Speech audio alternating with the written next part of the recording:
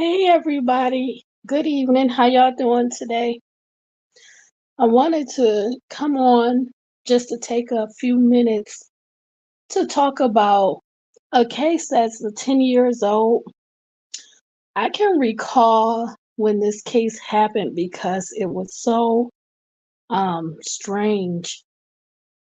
Um Back in 2013, there was this incident in Georgia where this high schooler, he was found in the gym, wrapped inside of a wrestling mat. What was so strange was his body was kind of smushed together, kind of wrapped up in the mat, and his shoes were kind of stuffed inside. And it was really strange because I just wondered, you know, what happened to him. There were some cameras inside of the gym. They didn't really cover the mats so much, but they cover a wide span and they were motion activated. And I figured at least from reviewing the clips of the motion activation during the time frame that this happened, um, I figured they could at least see who had come in and out of the gym. But for some reason, when those cameras were reviewed, they were missing pieces. And that really stifled the case. And there has really not been too much movement on the case in the last 10 years. So today I just want to go over the case. I want to highlight what happened to Kendrick Johnson, and also just think of him in his memory. Today, he would have been 28 years old. It's just amazing how much time has passed. And what was really odd, um, my daughter had asked me some things about him because I guess it's trending in social media. And I was telling her I could remember when I initially saw the case and I thought that he was murdered due to how his body was found. And also, he had appeared to have some trauma to his body, his hands, like maybe he was in a physical altercation. I remember earlier in the day, he had some words, exchanged some words with another student, and I thought possibly they may have had some type of altercation and his body was stuffed in there. But the police really didn't interview those students too much, so it was really a travesty and very sad what happened to him, and he has not received any justice. So let's talk about this case, okay? So there's two links on the Hidden Horror Facebook page, and I'll be referring to those the entirety of the video. Now, if you're not able to hear the graphic details of his passing, and especially the pictures that's just normal pictures that were taken from the autopsy. You can clearly see that he has some trauma to his face, his hands, his shoes were taken off. I can recall there being some blood in the mat, like he had been in a fight. So let's go over this case right now. Okay. On January 11th, 2013, this is from Altron, and it's called The Death of Kendrick Johnson, and it was updated December 11th, 2022. So I'm not going to read everything. I just going to go through some of the main parts. On January 11th, 2013, the body of Kendrick Johnson was discovered inside a rolled up wrestling mat in the gymnasium of Lowdndes High School in Valdosta in the U.S. state of Georgia, where he was a student. A preliminary investigation and autopsy concluded that the death was accidental. Johnson's family had a private pathologist conduct a second autopsy, which concluded that Johnson died from blunt force trauma. So let me just pause here. So the initial autopsy that was done, his death was ruled an accident. The family immediately wanted an investigation. They wanted the students to be interviewed. They wanted their surveillance video because this high school, they had cameras throughout the school. So they wanted that surveillance video. And also they wanted a second opinion. So they had a private autopsy done. And that autopsy revealed that there was some blunt force trauma and that caused his death. So they did not agree with the initial autopsy. Okay. On October 31st, 2013, the U.S. Attorney for the Middle District of Georgia announced that his office would open a formal review into Johnson's death. Kendrick Johnson's parents are currently being sued for $850,000 in attorney fees and $1 million in defamation damages. So, excuse me, if you go onto this site, you will see pictures of Mr. Johnson when he was alive, very healthy. He was athlete. He played basketball. He was youthful. He was 17 years old when he passed away. And if you look at the pictures of him after passing, you could tell that his face was bloated. It had appeared to be some swelling there. You can see his lips appear to be swollen. He has some bruising over his eyebrows, his eyes. He has some bruising under um, one side of his face. Um, you can see there appears to be where his forehead is some bruising. Um, if you look at his hand, his knuckles appear to have some torn skin as if he was in a fight. And then there was also, from what I can remember, some blood. So it appears that something happened to him, not just being confined, trapped into this mat. Um, it appears that something else happened, and because they don't have the video surveillance, um, the family they never really found out what really happened and who was involved.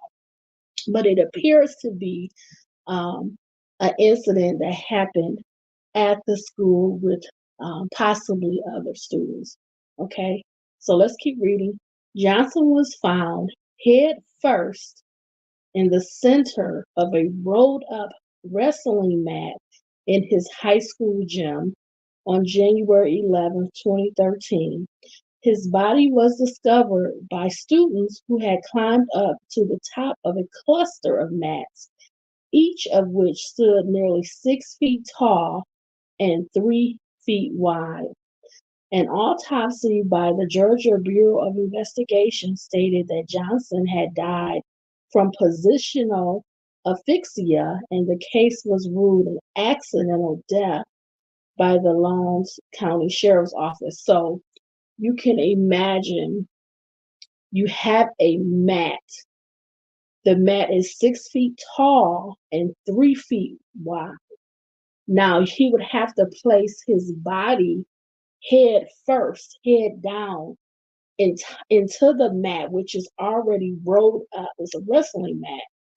And because of being upside down, it'll cost him, because of that positioning, to not be able to breathe and thus pass away. That is what the initial autopsy came back as.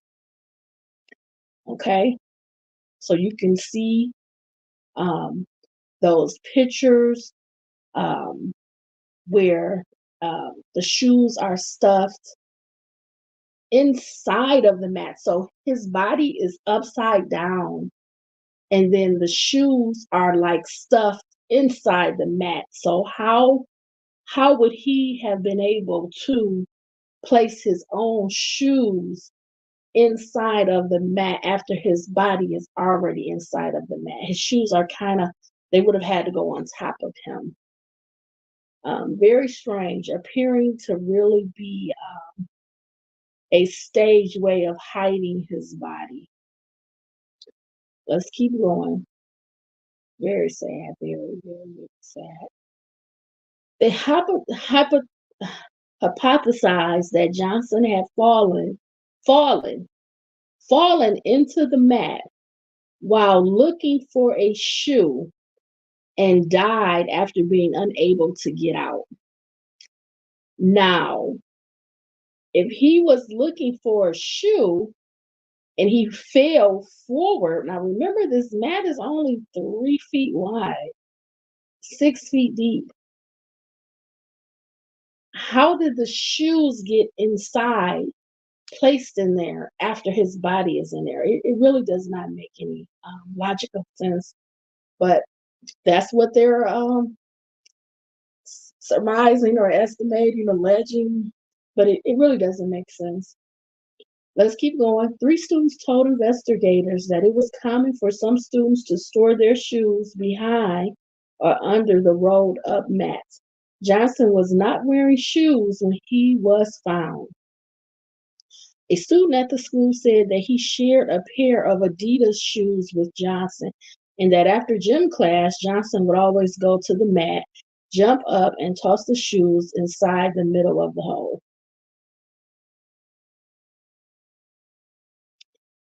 Lieutenant Stride Jones, who headed up the investigation for the Lowndes County Sheriff's Office, stated, "We never had credible information that indicated this was anything other than an accident. Johnson's family has questioned this hypothesis. An independent autopsy conducted by a private pathologist in the service of Johnson's parents came to a different conclusion, finding that his death was caused by blunt force trauma." Well, how do you explain the swelling in his face, the bruising in his face, the scratch on his fingers? Um, how do you explain the swollen lips and the bruising on his forehead? How do you explain the blood? The blood inside the mat. Um, let's keep reading. After the opinion of the private pathologist was released, Johnson's family stated that they believed Johnson had been murdered. The family retained the services of attorney Benjamin Crump. On October 31st, 2013, the U.S. Attorney for the Middle District of Georgia announced that the office would open a formal review into the death of Johnson. Benjamin Crump's application to the Georgia court to practice in Georgia representing Kendrick's parents was not ruled on, and he withdrew from representing the Johnson's family and is no longer participating in the case. Okay, so the family saw an attorney, a high-profile attorney, Benjamin Crump.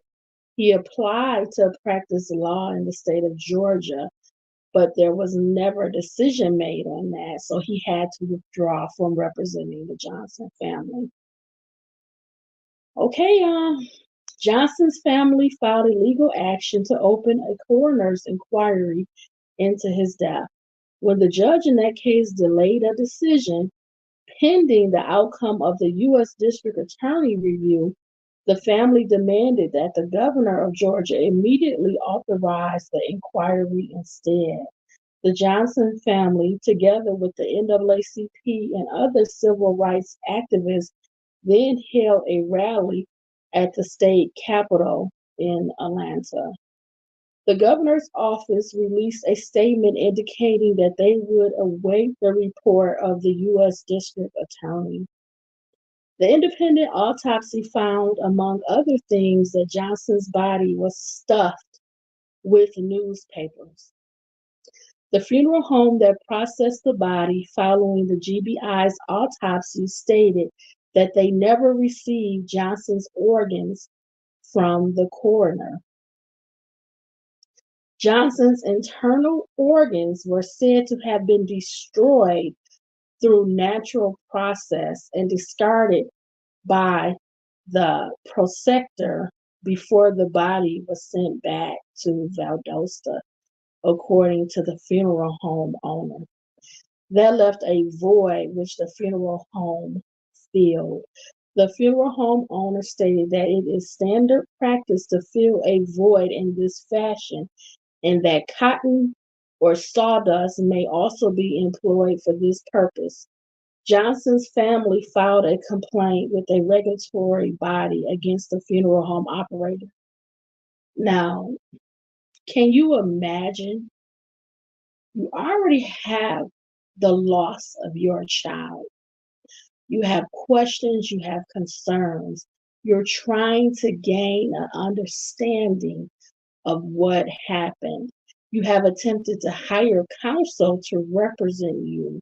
You have hired a pathologist to do a second autopsy, which has now revealed that there has been blunt force trauma. You have sought out an investigation into your son's passing, and you then find out that his body was stuffed with newspaper and his body did not have any of the organs. I can't even imagine the level of trauma that his parents and his family were going through at this time.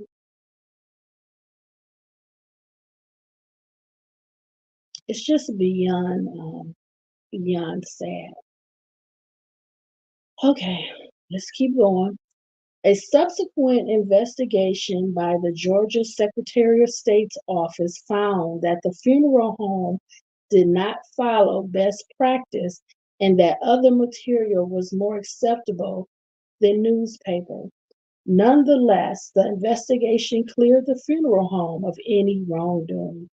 A spokesperson for the Secretary of State said that the investigation found that the funeral home didn't violate any rules. The Johnson family subsequently filed a civil suit against the funeral home seeking money damages. Whew. Okay, let's keep going. In November of 2013, 290 hours of surveillance tape from 35 cameras that covered the gym area was released to CNN following a court request. A forensic analyst enlisted by CNN found that tapes from two cameras are missing an hour and 5 minutes of footage, while another set was missing 2 hours and 10 minutes of footage. The cameras were motion activated, and the mat area was believed to be outside the camera's range.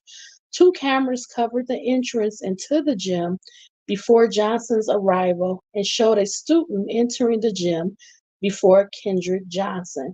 There were also some students standing near the entrance to the gym. Attorneys for the Johnson family have expressed fears that the camera footage was edited as part of a cover up.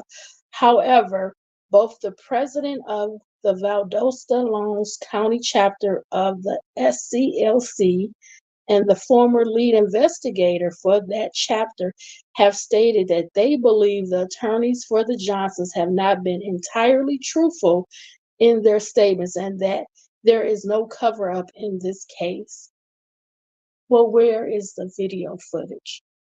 What happened to the camera footage inside of the gym during the relevant time where Mr. Johnson went into the gym and he never came out? Where is the footage? What happened to it? Okay, it's a simple question. Okay, let's keep going. The family of Kendrick Johnson filed a wrongful death lawsuit against Lowndes County Board of Education, its superintendent, and the high school principal. The suit alleges that Johnson was violently assaulted, severely injured, suffered great physical pain and mental anguish, and subject to insult and loss of life. On January 10th, 2013, while the lawsuit does not name the person or persons allegedly involved in the January 10th event, nor identify the race of alleged perpetrators, it implies a race-based dimension to the hypothetical assault. The lawsuit alleges that the defendants were negligent and violated Johnston's excuse me, Johnson's constitutional right to equal protection based on race. It alleges that the defendant ignored reports that previously Johnson was repeatedly attacked and harassed by a white student. Kendrick was attacked on a bus trip 14 months prior. According to the lawsuit, the other student had a history of provoking and attacking Johnson at school. Johnson was victimized again in the presence of the coaching staff and employees of the school, again after his mother complained about the attacks, the suit said. The suit also alleges that school officials failed to properly monitor the activities of students throughout all areas of the campus and to maintain a properly functioning video surveillance system. In August of 2014, the parents of Brian and Brandon Bell filed a $5 million lawsuit against Ebony magazine after the magazine published a series of articles naming two students as possible suspects in the death. The magazine used pseudonyms but was otherwise accurate in descriptions of the boys, including the fact that their father was an FBI agent. The article used as a source an anonymous email to the sheriff's office alleging that the younger of the two brothers killed Johnson after learning that Johnson had sex with the brother's girlfriend. Rick and Karen Bell assert that their sons were not involved in the crime, are not considered suspects, and have been harassed as a result of the publication. In January of 2015, Kendrick Johnson's family filed a $100 million civil lawsuit in the Superior Court of DeKalb County against 38 individuals. Respondents include three of Johnson's classmates. Two or three respondents are unnamed, and local, state, and federal officials. The school superintendent of Lowdndes County, the Valdosta Lowdndes Crime Lab, the police chief of Valdosta, many sheriff's deputies, the city of Valdosta, the state medical examiner, the Georgia Bureau of Investigation and its 5 agents, and an FBI agent. The lawsuit alleges that the FBI agent ordered his two sons and a classmate to attack Johnson. Kendrick Johnson's family alleged that his death was a murder and accused the respondents of a conspiracy to cover up the homicide. Jim Elliott, the Lowndes County attorney, stated that the allegations are unfounded and baseless and that any response would be made in court. All local Superior Court judges recused themselves from presiding over the case, preventing the lawsuit from being filed and heard in Lowndes County. The judge's reason was because of their close proximity to the accused. For that reason, Chief Judge Harry J. Altman stated that it was inappropriate for these judges to preside over the case. Shortly before the lawsuit was filed, the U.S. Attorney for the Middle District of Georgia, Michael J. Moore, said in a statement that a federal investigation is still open and that the investigation has proven more complicated and taken longer than originally anticipated. U.S. Attorney for the Middle District of Georgia, Michael J. Moore, has since resigned. After Michael Moore resigned, the case was transferred to the Northern District of Ohio under the leadership of Stephen Dettelbach. Shortly after receiving the Kendrick Johnson case, U.S. Attorney Stephen Dettelbach resigned. Despite these resignations, the Department of Justice Investigation is ongoing, according to Department of Justice spokesman Michael Tobin. Okay, almost done. In November of 2015, the DOJ filed a motion in the civil case to intervene and stay the case.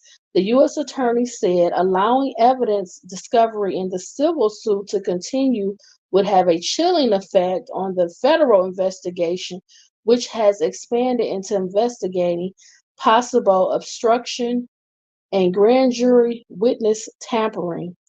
After the DOJ's motion was denied, Jackie and Kenneth Johnson dismissed their own wrongful death lawsuit.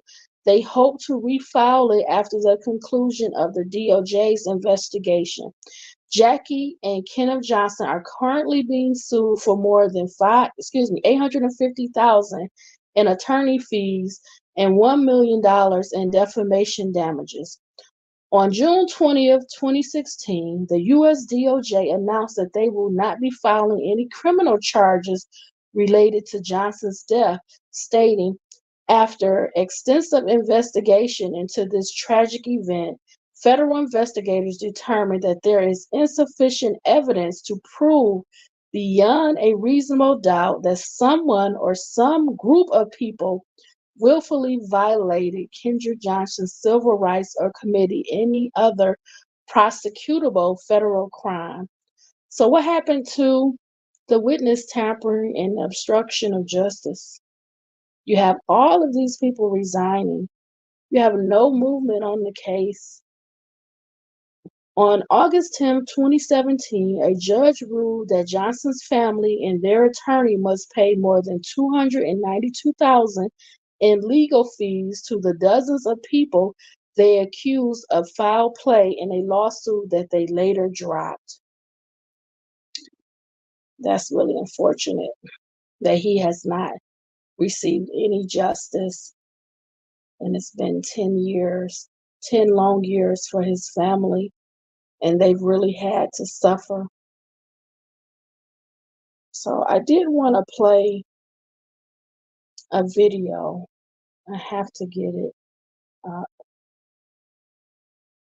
Give me 1 second.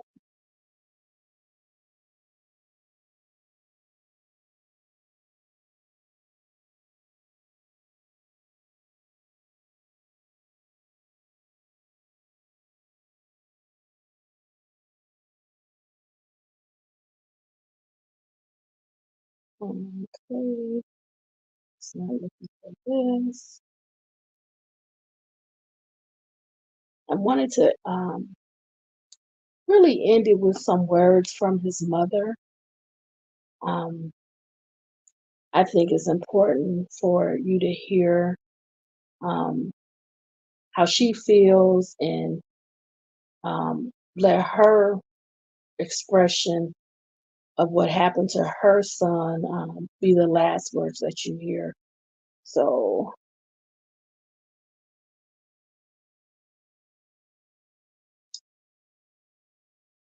I'll play about a minute of this.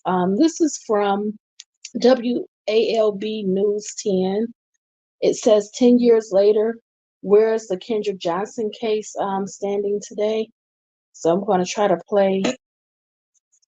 Sponsored by Air Pro Heating and Cooling. Schedule your fall a little system bit of tune-up that. today. 10 years have passed since the death of Kendrick Johnson. Kendrick went to school with a book bag, and he was returned to his parents the next day in a body bag. His body discovered upside down in a gym mat at school. Investigators ruled it an accident. That's what evidence showed. But his family. My family never asked for nothing but the truth. And many others don't believe that. He is a liar. Kendrick was murdered at Lowdndes High School, and no one has been held accountable. Will Kendrick Johnson's family ever get closure? And are the answers still out there?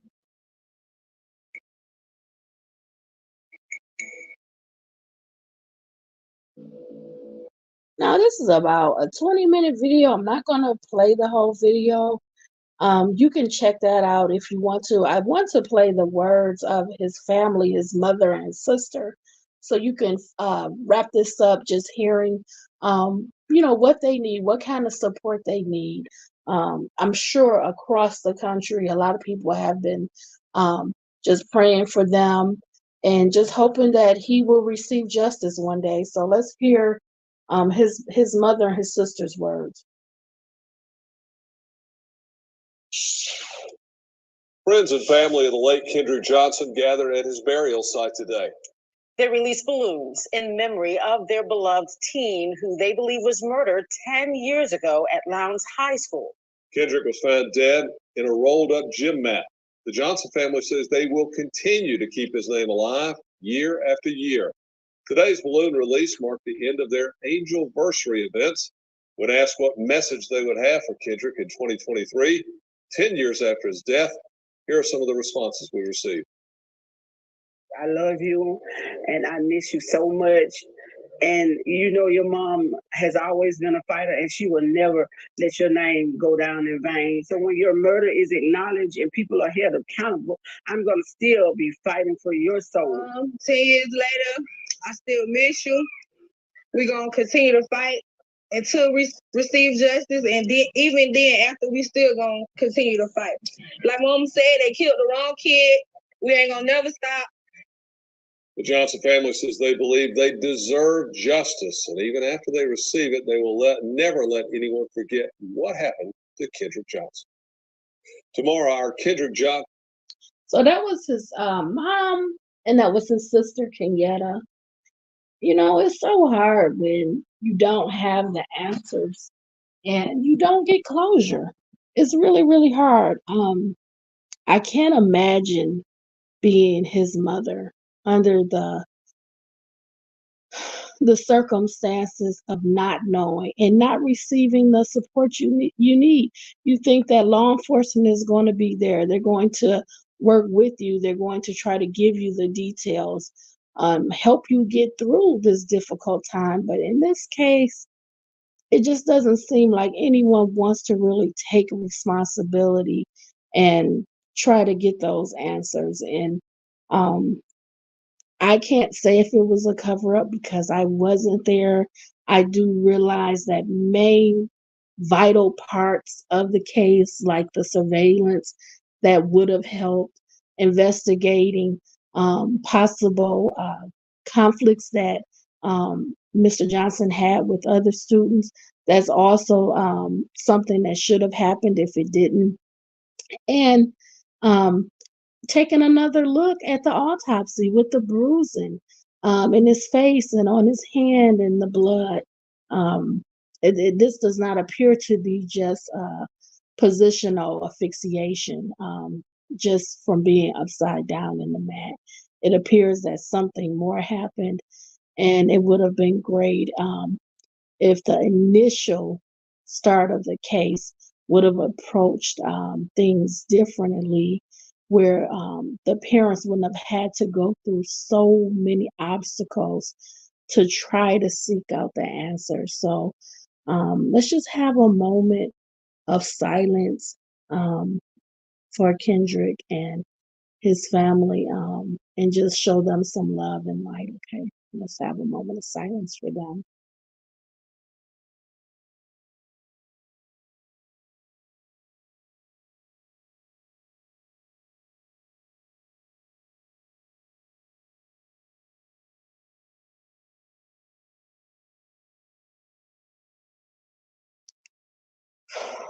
Okay, well, you know, it's his birthday today.